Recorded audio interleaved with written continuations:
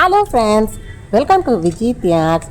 இந்த விநாயகர் சதுர்த்திக்கு விநாயகருக்கு சாற்ற வேண்டிய பூக்களும் அதற்கான பலன்களும் தான் பார்க்க போகிறோம். வாங்க, என்னென்ன மலர்கள் சாற்றும் போது என்னென்ன பலன்கள் என்பதை விரிவாக பார்க்கலாம். விநாயகர் சதுர்த்திக்கு விநாயகர் வாங்கிட்டு வந்து வைக்கலாம், இல்லைன்னா நம்ம வீட்லேயே கூட செய்யலாம். ஏற்கனவே நான் ஒரு பதிவு போட்டிருக்கேன். விதை பிள்ளையார் எல்லா விதைகளையும் உள்ளே வச்சுட்டு வீட்லேயே இப்படி களிமண்ணால் விநாயகர் செய்கிறது அப்படின்ட்டு. கண்டிப்பாக பார்க்காதவங்க அந்த பதிவை பாருங்கள். அதை மாதிரி விதைகள் வச்சுட்டு நம்ம செய்யக்கூடிய பிள்ளையாரை நம்ம வீட்லேயே இப்படி களிமண்ணால் விநாயகர் செய்கிறது அப்படின்ட்டு. கண்டிப்பாக பார்க்காதவங்க அந்த பதிவை பாருங்கள். அதை மாதிரி விதைகள் வச்சுட்டு நம்ம செய்யக்கூடிய பிள்ளையாரை நம்ம நீர்நிலைகளில் கரைக்கும்போது நீர்நிலைகளில் அந்த விதைகள் ஒதுங்கி நிறைய மரங்கள் வளரும். அதை மாதிரி நீர்நிலைகள் இல்லாதவங்க நம்ம தொட்டிலேயே கூட அந்த விநாயகரை வச்சுட்டு நம்ம ஃபுல்லாக அந்த மரத்தை வீட்லேயே வளர்க்குறோன்னும் போது விநாயகர் ஞாபகமாக அந்த மரங்கள் பார்த்திங்கன்னா நம்ம வீட்டில் இருக்கும். கண்டிப்பாக விதை பிள்ளையார் வீடியோ பார்க்காதவங்க அதை பாருங்கள். மாம்பூ கிடைக்குதுன்னும் போது அந்த பூக்களை நம்ம சின்ன சின்னதாக கட்டி ஒரு 4-5 பூ கூட போதும் கட்டி வைக்கிறோன்னும் போது வறுமைன்றது பார்த்திங்கன்னா குடும்பத்தில் இருக்காது. ஸோ ஒரு செல்வ வளம் வேணும், வறுமை போகணுன்றவங்க மாம்பூ கிடச்சிதுன்னா அந்த பூவை கூட கட்டி இந்த விநாயகர் சதுர்த்தியில் சாத்துங்க. அடுத்தது எருக்கம்பூ. எதிரிகளோட பயங்கள் போகணும், கந்திருஷ்டி போகணும் போது அந்த எருக்கம் பூ நம்ம கோர்த்து போடுவோம். நார்மலாகவே இந்த விநாயகர் சதுர்த்தியில் எல்லாருமே செய்யக்கூடியது. பவழமல்லிப்பூ. அந்த பூக்கள் ஆஞ்சநேயருக்கு ரொம்ப உகர்ந்த மலர் சொல்லுவாங்க. சனிக்கிழமைகள் ஆஞ்சநேயருக்கு சாத்துறோன்னும் போது வேண்டிய வரங்கள் கொடுப்பாரு, பயங்கள் பார்த்திங்கன்னா போகும். விநாயகருக்கு விநாயகர் சதுர்த்தியில் சாத்தும் போது குழந்தைகளுக்கு கல்வி செல்வத்தை கொடுப்பார். ஸோ உங்களுக்கு பவழமல்லி கிடைக்கும்போது குழந்தைகள் நல்லா வீட்டில் இருக்கவங்க படிக்கணும் போது அவங்க கையால் கூட கோர்த்து அந்த பவழமல்லியை சாத்துங்க.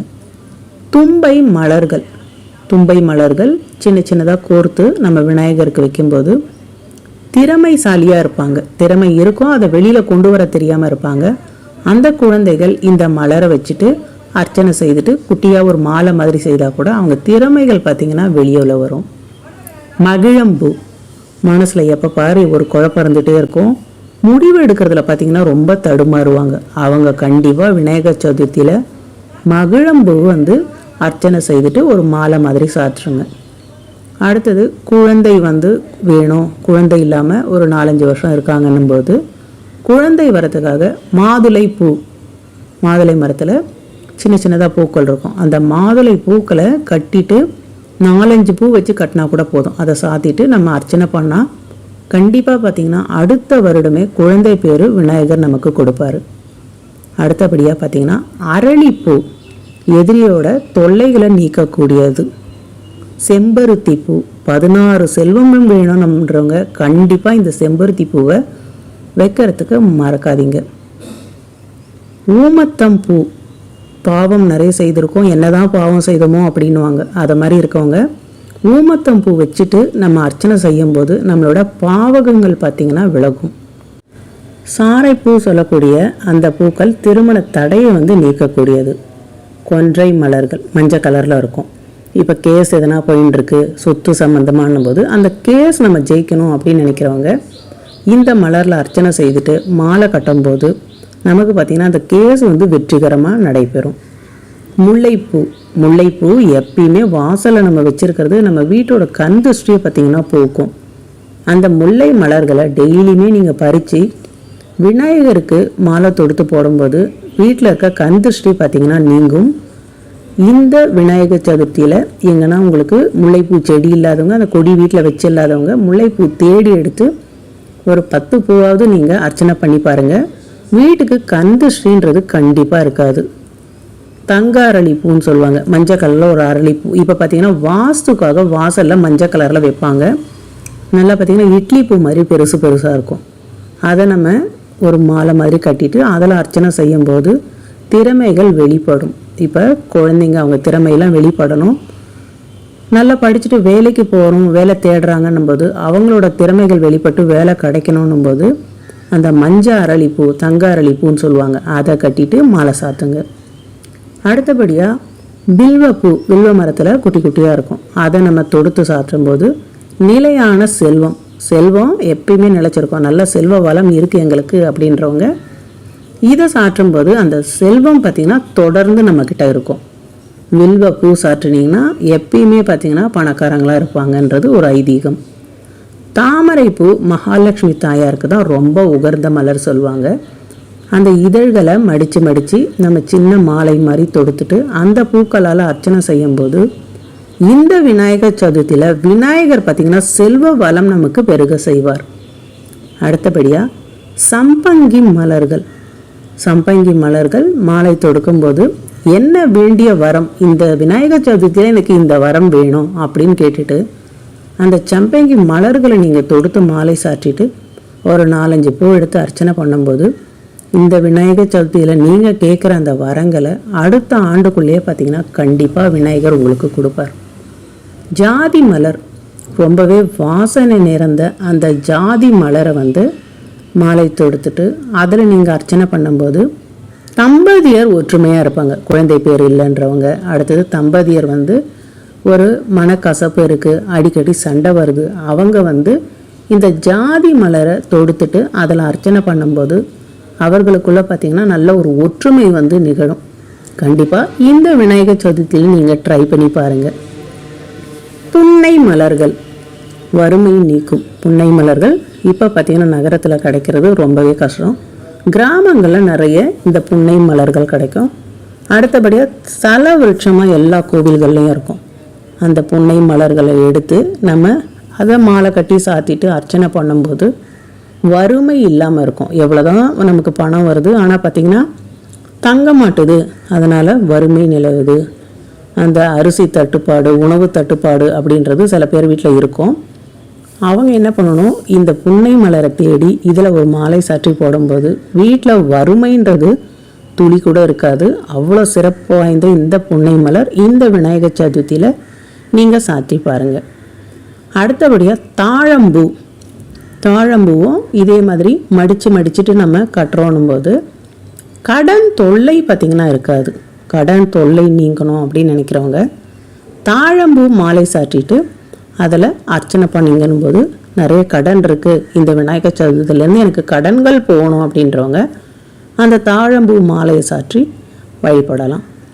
குருந்தை பூ குடும்ப ஒற்றுமை, நல்ல ஒரு கூட்டு குடும்பமாக இருக்காங்க, ஒற்றுமையாக இருக்கணுன்றவங்க குருந்தை பூ இது கிராமங்களில் தான் அதிகமாக கிடைக்கும். அதை வச்சு அர்ச்சனை செய்து பாருங்கள். கண்டங்கத்திரி இதுவும் கிராமத்தில் தான் கிடைக்கும். சின்னதாக ஒரு பர்பிள் கலரில் இருக்கும் அந்த பூ, கத்திரி பூ மாதிரியே இருக்கும், கண்டங்கத்திரி பூ சொல்லுவாங்க. அதை எடுத்து நம்ம குழந்தைகள் கையில் கொடுத்துட்டு அர்ச்சனை பண்ணுறது, அடுத்தபடியாக மாலை சாற்றுறது, இதெல்லாம் தொடர்ந்து செய்யும்போது அவங்களுக்கு பார்த்திங்கன்னா பயங்கள் விலகும். யம பயம் இருக்குது அப்படின்றவங்களும் செய்யலாம். அடுத்தபடியாக நார்மலாக சின்ன குழந்தைங்க எங்கன்னா வெளியில் போகிறதுக்கு பயப்படுறாங்கன்னும் போது அவங்க இந்த கண்டங்கத்திரி பூவை ஒரு 2-3 பூ இருந்தால் கூட விநாயகர் சதுர்த்தியில் சாத்தும் போது நல்ல தைரியத்தை கூட கொடுப்பார். இந்த 21 மலர்கள் கிடைக்குதுன்னும் போது நம்ம இதை மாலைகளாக சாற்றி பண்ணலாம். அப்படி இல்லைன்னும் போது இப்போ பார்த்திங்கன்னா மார்க்கெட்டில் எல்லா வகை பூக்களும் 2 கலந்தா மாதிரி கவரில் பார்த்திங்கன்னா கலந்த பூவாகவே நமக்கு 21 மலர்கள் கிடைக்குது.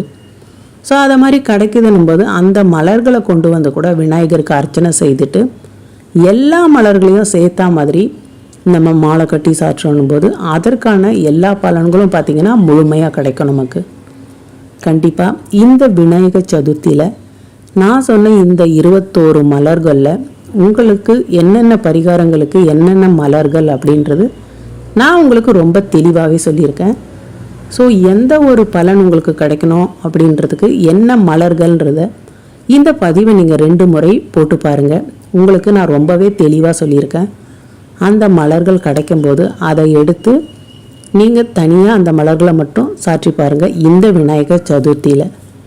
ஸோ விநாயகருக்கு ரொம்பவே விருப்பமான இந்த பிள்ளையார் பூ, சொல்லக்கூடிய நந்தியாவட்ட பூ பேசிகிட்டே பார்த்திங்கன்னா நான் ஒரு மாலை மாதிரி கோத்துட்டேன்.